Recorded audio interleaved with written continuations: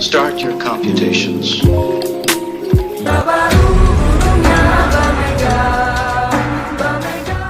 Assalamualaikum warahmatullahi wabarakatuh. Perkenalkan, nama saya Aurani Mustika Mawadani dari kelas 12 IPA 2 absen 6.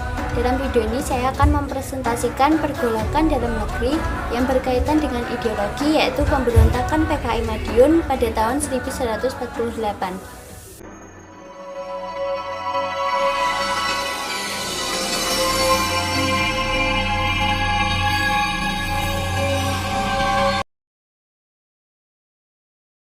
Pemberontakan PKI 1948 atau yang disebut juga dengan peristiwa Madiun adalah pemberontakan komunis yang terjadi pada tanggal 18 September 1948, tepatnya di kota Madiun. Peristiwa pemberontakan Madiun diawali oleh beberapa sebab. Diawali dengan kesepakatan Renville, di mana karena kesepakatan itu Indonesia berada pada posisi yang sangat dirugikan. Kerugian pertama yaitu adanya penyempitan kekuasaan Indonesia yang semakin melemahkan posisi Indonesia. Hal ini membuat sulit Indonesia menjalin hubungan dengan luar karena posisinya yang langsung berbatasan dengan Belanda, sehingga ruang gerak Indonesia menjadi terbatas. Kerugian yang kedua yaitu mengakibatkan jatuhnya sektor perekonomian Indonesia karena blokade ekonomi yang dilakukan oleh Belanda pada wilayah Indonesia yang hanya tinggal tersisa Jawa Tengah, Yogyakarta, dan Sumatera, sehingga terjadi kelangkaan barang-barang pada saat itu. Kerugian yang ketiga dikarenakan konflik antara Amir Syarifuddin dan kelompok yang kontra akan perjanjian Renville, di mana kelompok ini didominasi PNI dan juga Masyumi. Hal ini menyebabkan ketidakstabilan politik, bahkan muncul berbagai pemberontakan di beberapa wilayah Indonesia. Tidak lama setelah perjanjian Renville, pada Januari 1948, Amir Syarifuddin dilengsarkan dari jabatannya karena dianggap tidak mampu sebagai Perdana Menteri. Terlebih lagi, beliau merupakan orang yang mewakili Indonesia dalam perjanjian Renville, sehingga ia juga harus dianggap bertanggung jawab atas kerugian Indonesia dalam perjanjian tersebut. Lengsernya Amir ditanggapi oleh rasa kecewa dirinya sendiri dan juga Musso yang merupakan tokoh sosialis yang pada dasarnya Musso dan Amir memiliki visi yang sama. Musso ini merupakan salah satu tokoh penting dalam PKI. Bahkan dalam PKI beliau menjabat sebagai ketua umum. Kerugian atas perjanjian Renville dimanfaatkan Musso untuk mendirikan Republik Soviet di Indonesia, yang memang menjadi cita-citanya sejak awal. Pendirian negara Soviet dianggap sebagai sebuah solusi untuk mempertahankan wilayah Indonesia. Setelah Amir turun jabatan, ditunjuklah Muhammad Hatta untuk membentuk kabinet yang kita kenal dengan Kabinet Hatta.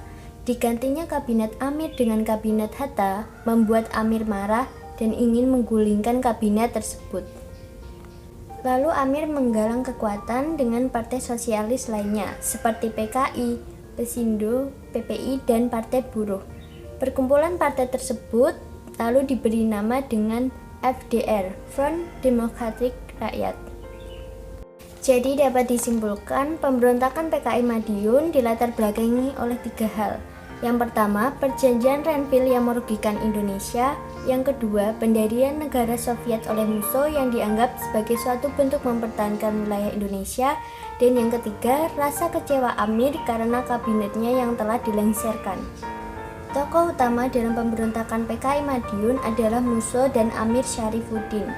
Di struktur partai, Amir menjabat sebagai Politbiro CCPKI, yaitu sebagai dewan dalam partai yang memiliki kekuasaan untuk mengeluarkan kebijakan.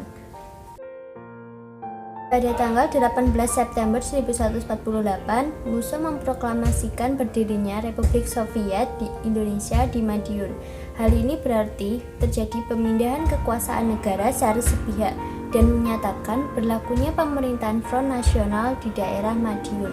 Musso bertindak langsung sebagai presidennya dan Amir Syarifuddin bertindak langsung sebagai Perdana Menterinya.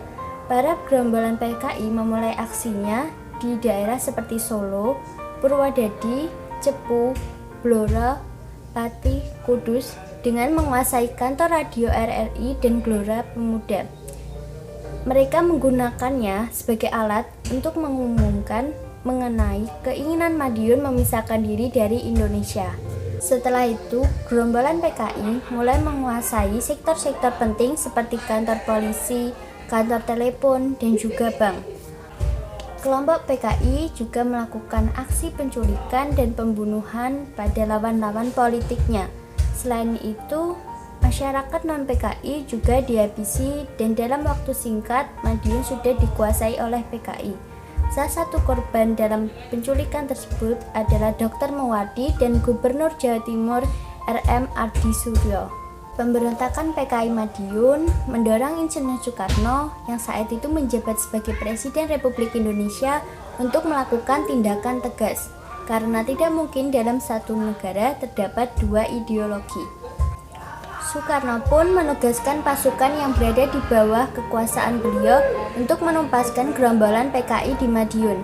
Pemerintah pun mengirim Divisi Siliwangi I dan juga Divisi Siliwangi II di bawah kepemimpinan Kolonel Sungkono dan Kolonel Gatot Subroto untuk menyerang gerakan PKI tersebut. Pasukan Divisi Siliwangi I menyerang dari arah timur, sedangkan Divisi Siliwangi II menyerang dari arah barat. Musuh yang melarikan diri ke Ponorogo tertembak mati pada tanggal 31 Oktober 1948 oleh Brigadir S yang dipimpin oleh Kapten Sunandar.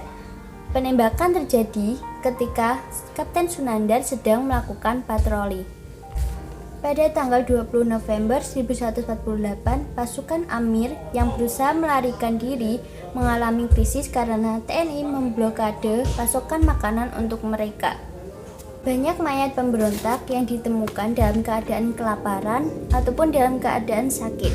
Dan pada tanggal 29 November 1948, Amir Syarifuddin menyerahkan diri bersama sisa pasukannya.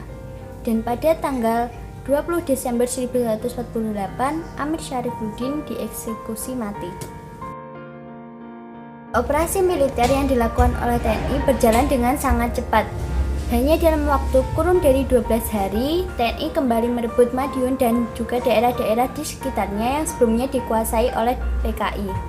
Setelah Madiun berhasil direbut kembali, keadaan pun kembali berangsur membaik, dan setiap rumah mengibarkan bendera merah putih di depan rumah mereka. Pada Desember 1948, akhirnya seluruh operasi penumpahan PKI termasuk daerah utara Surakarta seperti Kudus, Purwodadi, Cepu, Blora, dan Pati berhasil dilakukan. Monumen Kresek dibangun sebagai saksi sejarah bahwa ada pemberontakan di Madiun pada tahun 1948. Pemberontakan PKI di Madiun terjadi pada bulan September hingga Desember 1948. Pemberontakan PKI Madiun banyak menelan korban baik dari warga sipil maupun dari kalangan tentara. Sekian presentasi dari saya mengenai pemberontakan PKI di Madiun. Apabila ada kesalahan mohon dimaafkan, dan terima kasih sudah menonton. Wabillahi taufiq wal hidayah. Wassalamualaikum warahmatullahi wabarakatuh.